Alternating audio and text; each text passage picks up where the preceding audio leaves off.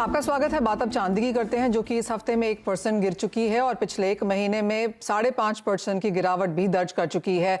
Ajay, on the chart सब चांदी कैसी नजर आती है? क्योंकि साल की शुरुआत इस साथ हुई थी कि एक और साल डेफिसिट वाला, इंडस्ट्रियल मांग भी निकल के आएगी, लेकिन चांदी उन सब फंडामेंटल्स को एज ऑफ नाउ रिस्पॉन्ड नहीं कर रही।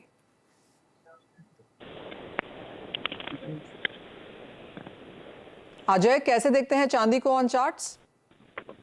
देखिए, चांदी में अगर हम देखें तो अक्टूबर मंथ में हमने देखा था एक शॉर्ट स्क्वीज हुआ था। इंटरनेशनल में भी हमने देखा लीज रेट काफी स्ट्रांगली बढ़ती हुई दिखाई दी, जिसके बाद प्राइजेस में एक अच्छा खासा तेजी आया। बट टेक्निकली अगर हम देखें तो $24.5 का लेवल प्राइजेस बिल्कुल नहीं तोड़ पा रही है और लगता है आगे फंडामेंटल तो काफी मजबूत है, इंडस्ट्रियल डिमांड भी रहेगी और इन्वेंटरीज भी अभी भी कंसर्न है। तो $21 तक का लेवल मुझे लगता है कि चांदी पे देखने मिल सकता है। तो 20.80 से $21 के आसपास मिलता है, या डोमेस्टिक मार्केट में 64 से 65 का जोन अगर मिलता है, वहां से मुझे लगता है एक बाइंग अपॉर्चुनिटी वापस बनेगी। लॉन्ग टर्म फंडामेंटल तो काफी मजबूत है, बट शॉर्ट टर्म में मार्केट में मुझे लगता है कि वापस 65,000 के नीचे चांदी एक बार जाती है, मार्केट में थोड़ी बहुत रिकवरी चालू हो जाएगी। बट ओवरऑल ईयर एंड तक हम जो 85-90 का जोन देख रहे हैं वो अभी भी पॉसिबल है। तो टाइमिंग 64 से 65 का जोन M6 पे आता हुआ दिखाई देगा, इंटरनेशनल में $21 तक का।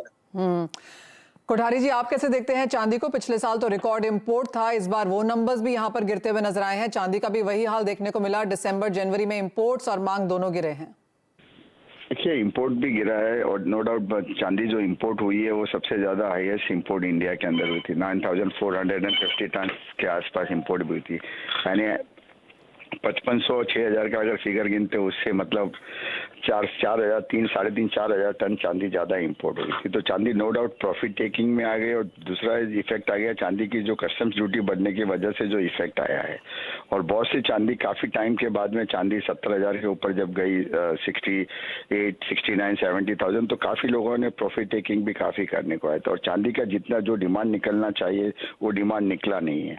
अब मुझे लगता है कि नया कॉप्स की जो खरीदारी ये बेचने के बाद में जो खरीदारी होगी, और चांदी का बेसिकली क्या होता है, एक सर्टेन प्राइस के ऊपर आके 62, 63,000 होता है तो ले वाली इन्वेस्टमेंट डिमांड भी आता है और लोगों की बाइंग भी आती है। और जैसे चांदी की प्राइस 70,000 के आसपास पहुंच जाती है तो लोग चांदी प्रॉफिट टेकिंग में आते हैं और बेचना कम करते हैं। इस साल में चांदी इन्वेस्टमेंट डिमांड काफी था।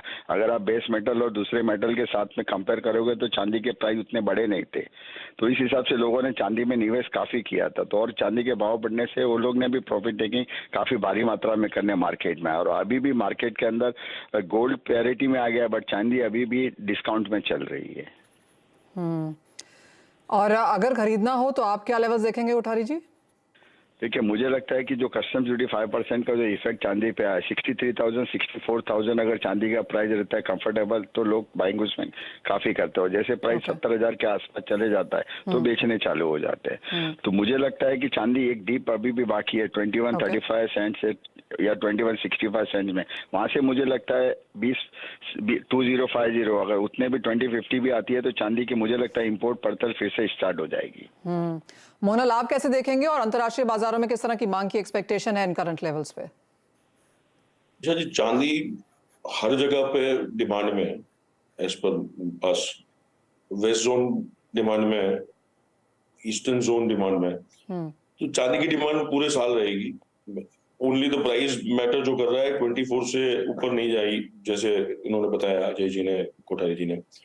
तो बेसिकली 24-70 से ऊपर ये इकोनॉमिक लेवल की वजह से या डॉलर इंडेक्स की वजह से या रेट हाइक की वजह से जो भी प्रॉफिट बुकिंग हुआ उसकी वजह से जो नीचे आई।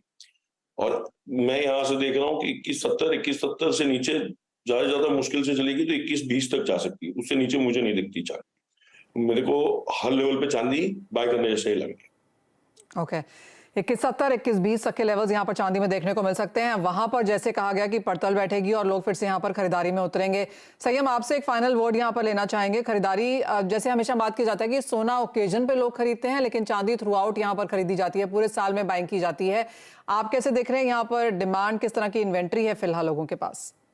चांदी मेरे हिसाब से अभी लोग अभी ने बाइंग कम कर दी है चांदी की 70,000 के बाद। डॉलर इंडेक्स 101 से 103 आया और मुझे लगता है अभी भाव फिर भी लोगों के माइंड के अंदर अभी एंड कंज्यूमर के भाव 62,000 के आसपास आएगा, फिर चांदी की बाइंग वापस चालू करेंगे। और जो डिमांड आई है, जैसे अगर 5% ड्यूटी बढ़ी है हमारी, जो 15% के आसपास या 1435 के आसपास अभी जो कस्टम ड्यूटी हो गई है, तो इंटरनेशनल मार्केट्स भी ये देखती है। कॉमेक्स ने भी देखा कि इंडिया के अंदर इतना चांदी का पॉजिटिव रिव्यू या जो भी चीज कस्टम ड्यूटी के गवर्नमेंट के हिसाब से नहीं है, तो कॉमेक्स भी $22 तक इसका आया है, जो घट के मुझे लगता है 21 तक या 2080 के आसपास भी आप देख सकते हैं ये रेट्स। उसके बाद ही इसकी जो वापस स्टॉकिंग अप होता है कंज्यूमर एंड के ऊपर, वो वापस चालू हुआ। ओके, यानी कि सोने चांदी दोनों में मुनाफा वसूली इस हफ्ते में देखने को मिली है। कुछ और गिरावट का आप इंतजार कर सकते हैं अगर आप इन्वेस्टर हैं। लेवल्स आपको सभी एक्सपर्ट्स ने यहां पर बताए हैं। डिप्स पे बाइंग करने की एज ऑफ नाउ राय सोने चांदी में है। ये साल थोड़ा सा असमंजस वाला रह सकता है, कुछ और गिरावट की एक्सपेक्टेशन दोनों ही प्रेशियस मेटल्स में। बहुत शुक्रिया कोठारी जी, संयम आपका भी, मोनल, अजय जी साथ जुड़ने के लिए और सोने चांदी पर अपनी राय भी देने के लिए। इसी के साथ मुझे भी दीजिए इजाजत, लेकिन आप बने रहिए CNBC आवाज पर।